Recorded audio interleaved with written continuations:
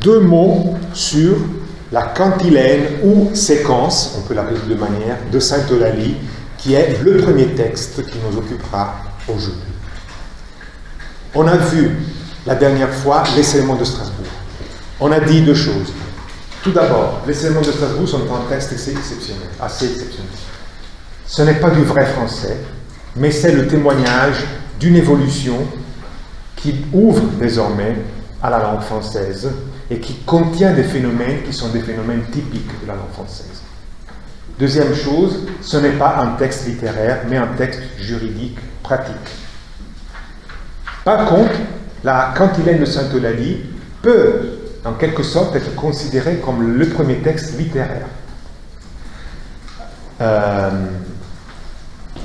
C'est en réalité une vie de sainte traduite dans un texte latin. Donc c'est encore, si vous voulez, un texte de service. Mais on constate une attention rhétorique, une attention à faire, à produire un texte avec une certaine beauté, un certain rythme.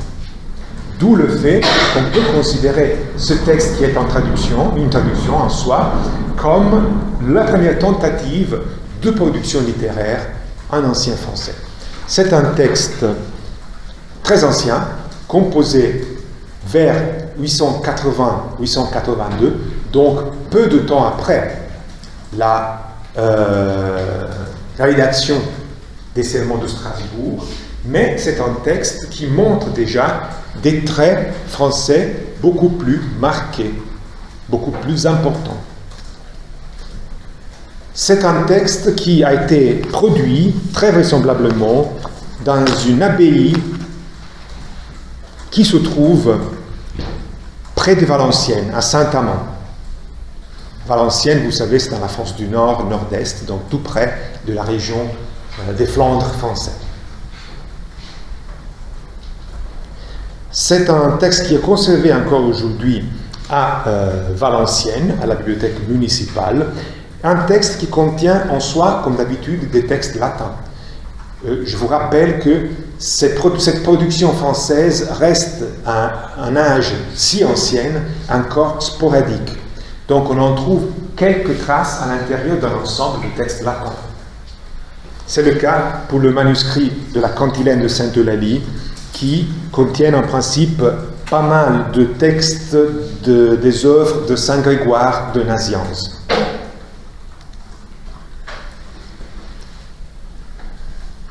Ce texte a donc été ajouté dans des feuilles qui étaient restées blancs par la suite, et on constate qu'il y a la version latine qui était copiée et la traduction française, ainsi qu'une traduction allemande qui ne nous intéresse pas pour l'instant. Et ce texte français porte des traces d'une coloration linguistique typique du français du Nord-Est, entre Picard et Wallon, donc typique de la région qui l'a produit.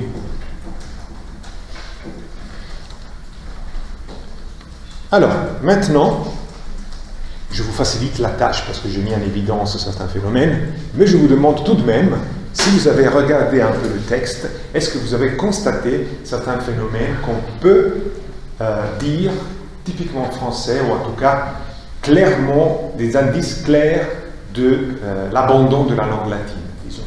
Oui. J'ai remarqué dans le texte des mots qui sont conservés comme maintenant, comme faire, servir, conseiller, ciel, argent, oui. or, il, ça, lui, venir. Ça, ce sont des mots qui sont, vous dites, conservés?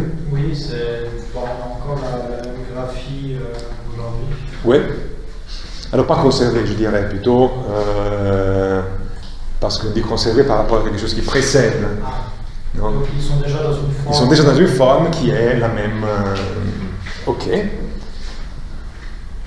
Et donc, quels sont les phénomènes que vous pouvez constater? Évidemment, encore une fois, pas tout le monde a fait du latin, mais le point de référence est toujours le latin. Donc, il faut remarquer aussi les différences entre le latin. Quels sont les phénomènes que vous pouvez repérer en général par rapport à cette proximité au français et différenciation du latin? Oui. Typiquement, le semper qui devient un sempre, donc il y a le E qui passe en fin à la place de rester avant R. Oui. Puis.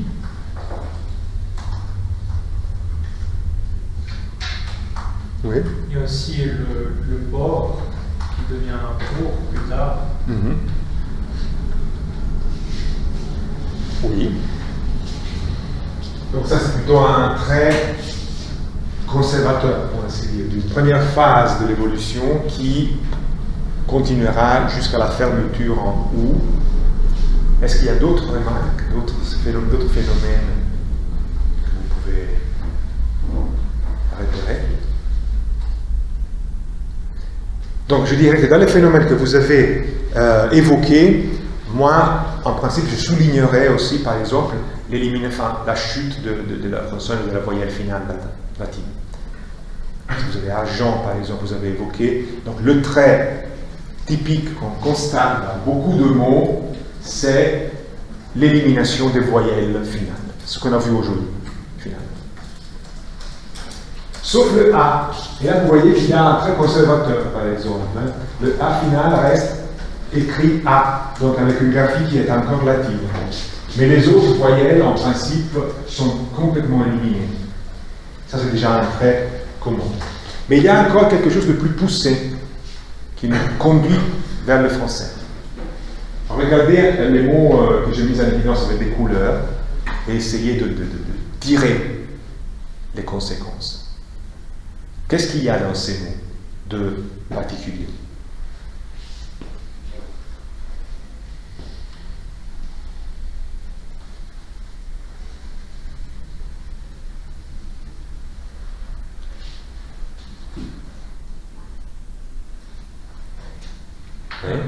Avec Shield, tout au fond.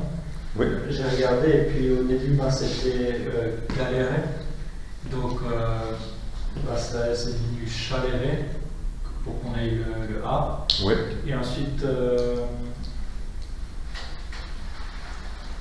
le E, le chaléré, il est tombé, donc chalère. Oui. Et ça a donné maintenant chaloir. Oui. Mais concernant cette forme spécifique, il faut ajouter deux choses, c'est-à-dire à l'évolution que vous avez rappelée, il faut ajouter d'un côté la palatalisation, c'est-à-dire que le calere que vous avez dit, là c'est la forme de troisième personne, c'est calet, c'est toujours un A. Donc il y a palatalisation du A qui devient E, c'est un autre phénomène qu'on a vu aujourd'hui. Et il y a aussi diphtongaison. Si vous remarquez les mots en jaune dans la plupart des cas, ce sont des mots qui attestent une diphtongaison. Et là, on va vraiment vers le français. Buona, c'est diphtongué. Menestier, c'est diphtongué. Ciel, c'est diphtongué. Ciel, on vient de le dire, c'est diphtongué. Donc, la présence d'une diphtongaison encore archaïque, ce n'est pas toujours la même forme qu'on a aujourd'hui en français moderne. Mais la présence de la diphtongaison est un trait distinctif, important, qui nous conduit vers le français. Ensuite, on a le phénomène de palatalisation aussi, on l'a déjà souligné.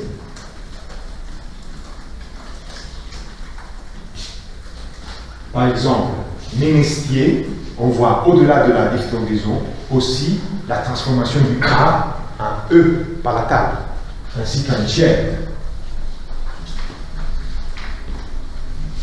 Et les mots en vers. Qu'est-ce que c'est que les mots en vers?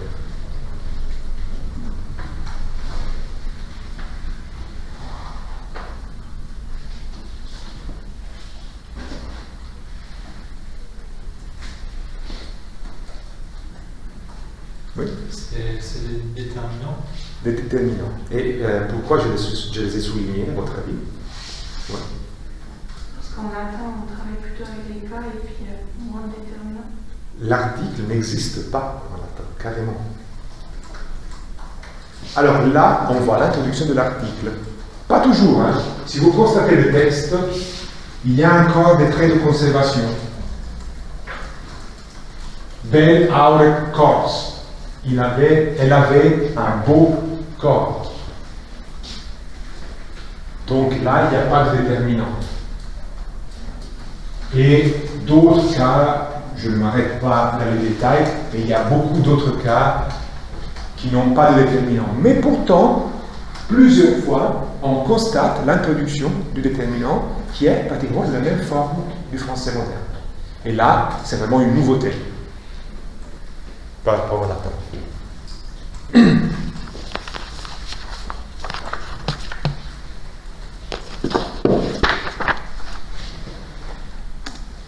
Il y a aussi la deuxième page, la deuxième partie du texte.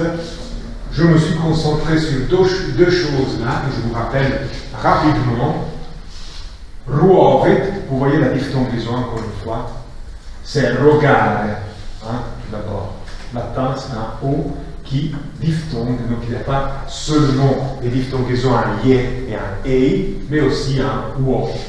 Et puis il y a sostiendreit. Est-ce que vous avez reconnu de quoi il s'agit au niveau morphologique, grammatical? Qu'est-ce que c'est que ce sostiendreit?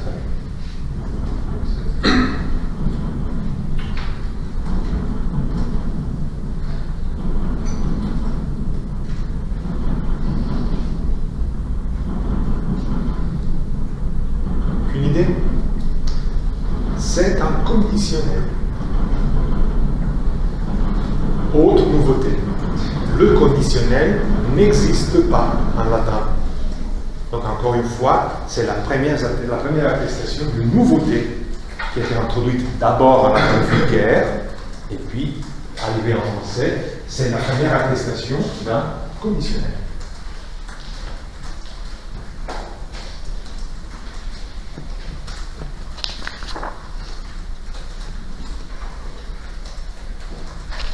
J'ai oublié de vous souligner, je le fais maintenant avant de changer de texte, présentate.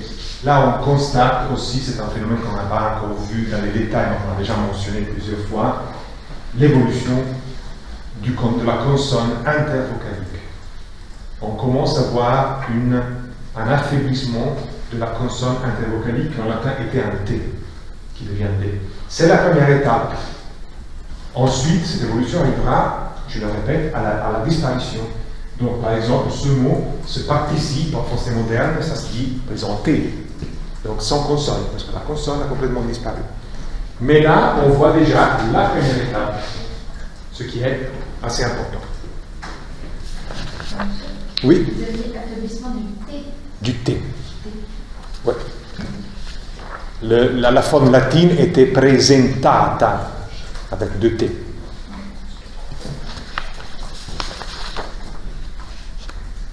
Voilà, alors je crois que c'est tout pour ce texte. On passe rapidement. Oui. Je veux juste demander, pour, il y a un mot, c'est la troisième ligne, inimi. Oui. Et j'ai trouvé bizarre parce qu'il y a 3 i, Oui. et les 3 ils ont évolué différemment. Aujourd'hui, vous dites. Oui. Alors, inimi, c'est un exemple du fait que la graphie a encore tendance à être conservative à cette époque. Donc, c'est une forme latinisée, fortement, qui conserve ce qui ne signifie pas forcément que, comment dire, que ce mot devait se prononcer avec 3 i. Donc, c'est sans doute une conservation graphique du i, inimicum en latin, mais qui pourrait, comme on a déjà vu pour le cas des sermons de Strasbourg, cacher une prononciation, une phonétique qui va déjà vers l'évolution française.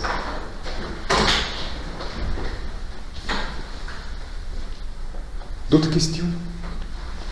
Donc il y a, encore une fois, dans ce texte, une alternance entre des traits conservateurs et des traits d'évolution, mais on constate qu'il y a beaucoup plus d'évolution par rapport à ce qu'on avait vu dans les sermons de Strasbourg. Donc là, c'est un texte qui nous démontre déjà une évolution très avancée, l'existence de l'article, de la diphtongaison systématique, de l'affaiblissement des consonnes, de toute une série de phénomènes qu'on trouve régulièrement en français médiéval et même en français moderne. Alors, dans les dernières minutes qui nous restent, je voulais juste vous introduire la chanson de Roland et peut-être commenter la première fiche. Donc, je dois faire une introduction. Enfin, on pourrait faire un cours sur la chanson de Roland. D'ailleurs, une fois, je voudrais le faire. Mais ici, il faut se tenir à ce qui nous sert du point de vue de l'évolution linguistique. Donc, je vous présente. Alors, si la cantilène de Sainte-Eulalie peut être considérée comme la première épreuve littéraire en ancien français, la chanson de Roland, c'est le premier chef-d'œuvre de la littérature française, avec une date qui est encore assez précoce, puisque c'est un texte qui a été composé vraisemblablement avant la fin du XIe siècle. Donc c'est encore un texte très archaïque qui reprend l'histoire de la bataille de Roncevaux, qui a eu lieu en 778, qui était devenue mythique et qui était racontée oralement en plusieurs versions, qui nous ont laissé parfois des traces, parfois pas. Mais en tout cas, on sait que cet épisode, qui était en soi un épisode historique assez négligeable, parce que ce n'est pas la grande bataille qui nous est décrite dans la chanson de Roland, c'était un malentendu qui avait provoqué la destruction finalement de l'arrière-garde de l'armée de Charlemagne. Attaquée non pas par une horde de musulmans, mais plus probablement par un petit groupe de guerriers basques. Donc vous voyez que on a créé sur cet épisode, qui était finalement un épisode minime, un mythe littéraire pour représenter la lutte aussi entre deux civilisations. La civilisation chrétienne, représentée par Charlemagne, et les envahisseurs musulmans qui ont effectivement occupé l'Espagne pendant une longue période. Mais le point de départ, c'était vraiment très très petit, un épisode de l'arrière-garde qui était resté isolé par rapport au reste de l'armée, et donc un groupe de guerriers l'a attaqué et l'a massacré sans qu'elle puisse être pratiquement aidée par le reste de l'armée. Sur cet épisode, on a donc construit ce mythe. Le texte de la chanson de Roland, tel que nous la connaissons, est conservé en particulier par un manuscrit particulièrement ancien qui se trouve aujourd'hui à Oxford. C'est le manuscrit dont je vous donne aussi la signature et qui est daté au deuxième quart du XIIe siècle. Il y a même quelques savants qui le datent au troisième quart. À mon avis, c'est un peu tard, mais ça ne changerait pas grand-chose du point de vue de la... de toute façon, c'est le seul manuscrit qui nous conserve la version dans sa systémation la plus ancienne. Tous les autres manuscrits sont beaucoup plus récents, ils apportent beaucoup de modifications, parfois ils changent la longueur des vers, ils introduisent la rime, plusieurs modifications. La métrique, en effet, de ce manuscrit, du texte contenu dans ce manuscrit, est constitué par des laisses de décasyllabes assonancées. Donc il n'y a pas de rime, il y a une assonance. C'est-à-dire une identité qui concerne uniquement les voyelles et non pas les consonnes de la dernière partie du mot. Et là aussi, on peut constater que puisqu'il s'agit d'un manuscrit qui a été produit en Angleterre, on constate une coloration linguistique pas très forte, mais en tout cas typique de l'anglo-normand. Alors, cela dit, j'aborde aujourd'hui avec vous seulement la première fiche pour éviter... Ah oui, je vous donne une autre information. Aujourd'hui, on l'appelle chanson de Roland, mais ce titre n'existe dans aucun manuscrit. C'est aussi le reflet d'une certaine interprétation mythique, pour ainsi dire, et romantique. Lorsqu'on a redécouvert l'importance de la chanson de Roland à l'époque romantique, on a voulu consacrer le titre aux exploits du héros solitaire, la figure typique du romantisme. Beaucoup plus probablement, au Moyen-Âge, le titre devait concerner ou bien l'épisode en tant que tel, donc ça devait être quelque chose du type la bataille de Roncevaux, ou alors exalter une communauté, par exemple les 12 pairs, les 12 guerriers principaux de l'armée de Charlemagne. difficilement le titre médiéval aurait pu contenir seulement une référence à Roland. Cela pour vous dire aussi des différences culturelles et des interprétations qui provoquent parfois des modifications arbitraires dans les intentions d'un texte. Évidemment, le Moyen-Âge que nous connaissons aujourd'hui a été pas mal filtré par la révision romantique qui n'a pas été toujours respectueuse de l'authenticité du Moyen-Âge. Donc c'est aussi une tâche aujourd'hui de reconstruire le Moyen-Âge le plus authentique possible. Alors, je vous pose seulement une question, après je vous laisse partir. Quelles sont les formes les plus intéressantes que vous voyez dans cette première laisse, qui est le début de la chanson de Roland?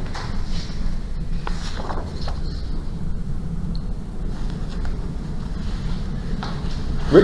Il y a une palatalisation du C devant le A à carré, c'est la meilleure charme, et puis ouais. Le castel, ça veut dire château. Ouais, mais justement, là, il n'y a pas de palatalisation. Ah. C'est-à-dire qu'en français, on aurait dû avoir cette palatalisation. Et là, il n'y a pas. Pourquoi? Parce que c'est un trait typique de l'anglo-normand. Voilà donc une première observation. Des mots, on a vu que cette palatalisation a déjà eu lieu en français, à l'époque ancienne. Dans ce texte, cette palatalisation n'est pas attestée parce que le manque de palatalisation, c'est un trait typique de l'anglais, de l'anglo-normand. Dans les deux mots exactement que vous avez observé.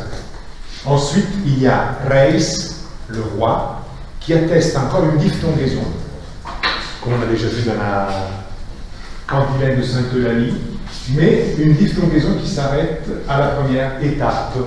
Donc ce ei qui deviendra ensuite oi pour finalement arriver à la prononciation moderne.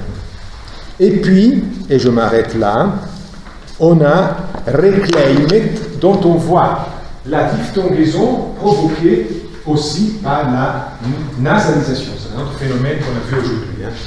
Donc, reclamare, c'est un A en latin, qui diphtongue et palatalise aussi.